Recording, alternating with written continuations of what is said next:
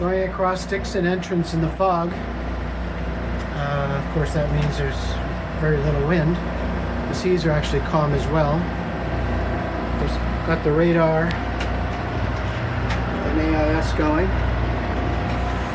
And I'll be out here, well, the fog will be gone by the time I get to the other side. I'll be out here for 2 or 3 hours anyway. My ETA to the other side is about 12 o'clock. And that's if I can maintain the speed, which is my normal cruising speed of 1900 RPM. But if it gets rough, which it may, then I have to slow down to 5 or 6 knots, which would mean dropping the RPM down quite a bit and slowing my speed down. So I'm making hay while the sun shines. Keep the cruising speed up while it's fine, and just watch out for other boats.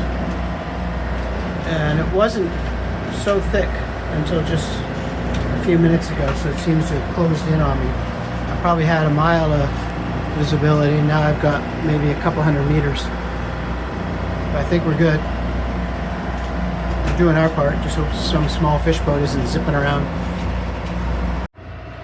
So I'm getting a little bit of practice on the radar, the AIS, as I go across Dixon Entrance. It's foggy, but really I probably don't need the radar on anymore. The fog's burning off. But it makes for a good case for practice. So on my AIS, I can see there's a red target there. The guy's moving about 10 knots. I can tell because I can look on it, and you can see there it's 10.5 knots. So he's moving faster than I am. I'm moving about 7 knots, 7.5. And he's right in front of me somewhere. So if I look on the radar, it shows up there. He's not always there, but he comes and goes. And my radar's at 1.5 nautical mile setting. So he's a little ways out, but he's right in front. Now, I guess you could do a VRBL. Oh, there he is.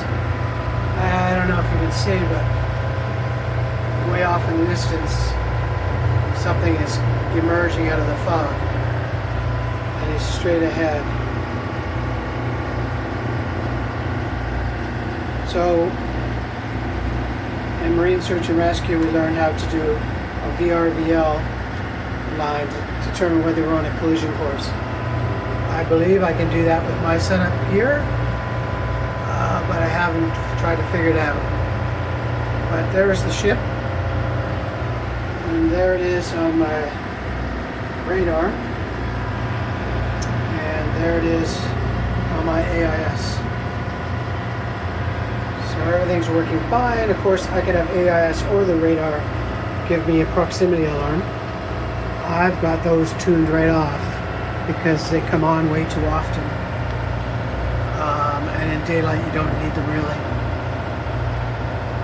And it looks like it's a larger vessel, maybe a large sailboat. And well, I better get back to paying attention to where I'm going because I'm getting off course. Well, I've been at it since about, well, I was in Alaska, so it was an hour time difference, but I left around 6 o'clock. Back into BC time, it's 12:46. And I'm arriving at Venn Passage, where I'll turn left and go through Venn Passage. And if I go to,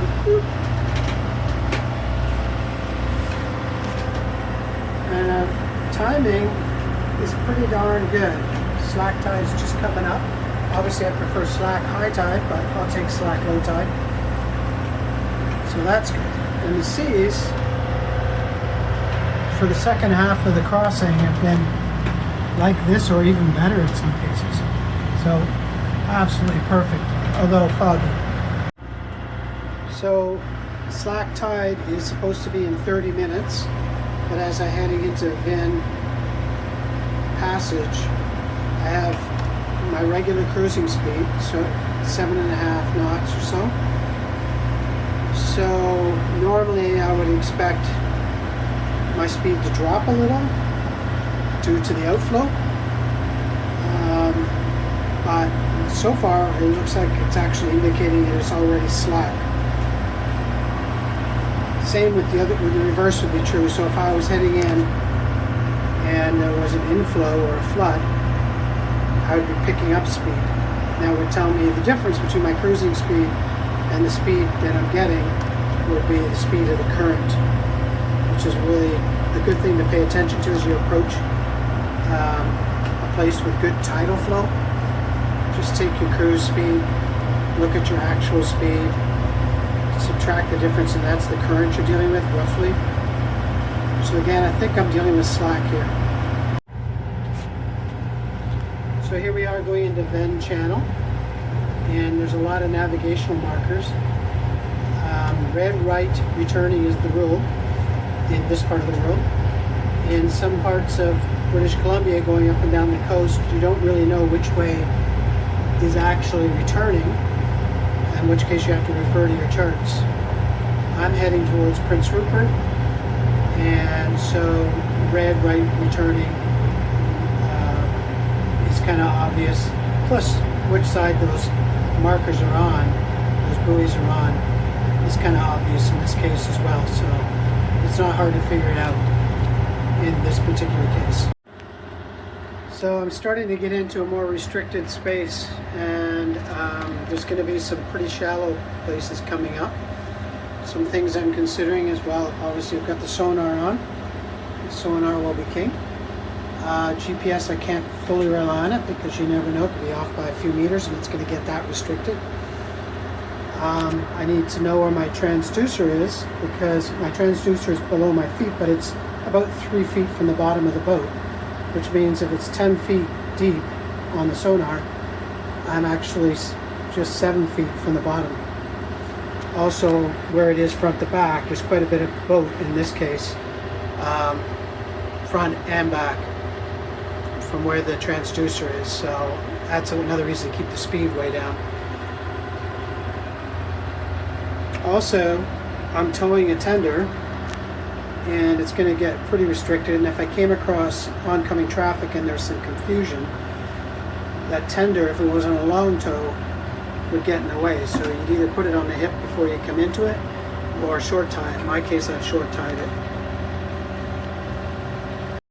Because the last thing you want to have to do is to put in reverse to stop the boat, or to actually back up and suck your tender's tow line into your prop and get tangled up at a very bad time.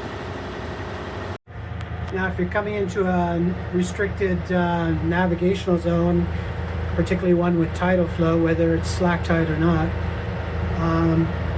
you'll often hear other mariners go on the radio and do a security, security, security. I am a certain length vessel of a certain type.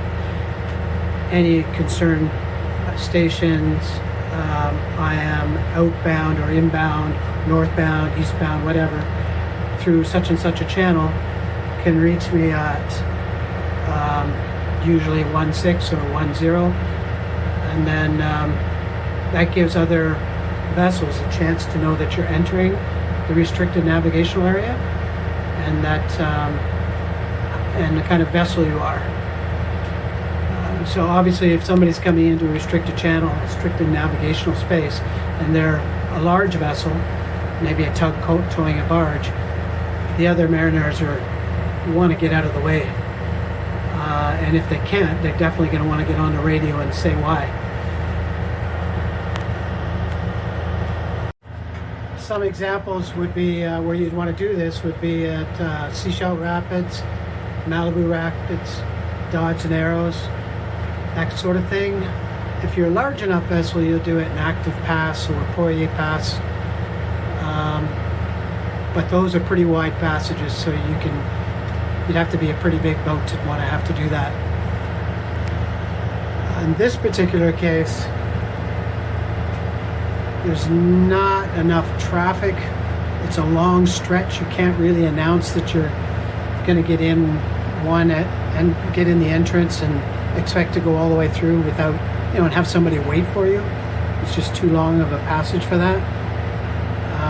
So yeah, nobody's going to really do that here unless you're a barge, a tug towing a barge, in which case you shouldn't be in here. You'd go around the outside. I suppose if you were in here actually doing service in here, yes, you would. So I didn't call in this particular case.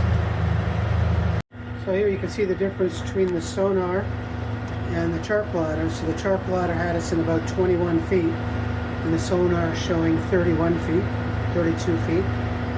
So again, you know, the chart plotter is a guide. The sonar is the real deal.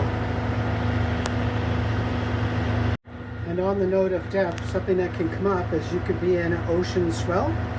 Could be 5-6 feet of swell. And your depth, you have to account for that, for your depth. And in the case of avionics, when you're having it chart a course, they could go over something that's 10 feet because you set your boat depth for 5 feet. But your swell could be 5 or 6 feet. In which case you're actually in not as much water as you thought you were. And in some cases, avionics will do that, and I've had this happen to me recently, and it'll put its course line right over top of the small shallow spot, and it obscures, let's say, a 10-foot deep spot in open swell, which is actually dangerous for a 5-foot draft, and you don't even get to see it. So watch out for that. And now for the tricky bit of Venn Passage, and then Prince Rupert Port. It wasn't meant to be a tutorial, but there you go.